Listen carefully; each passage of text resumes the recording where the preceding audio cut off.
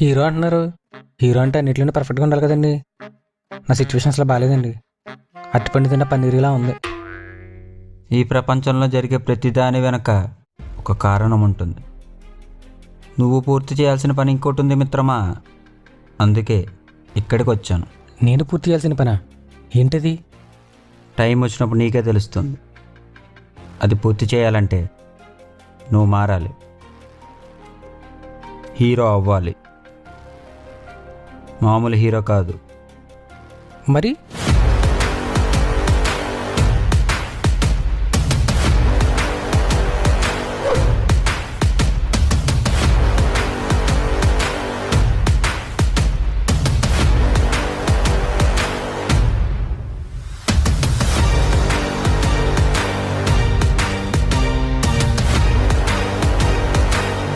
అంటే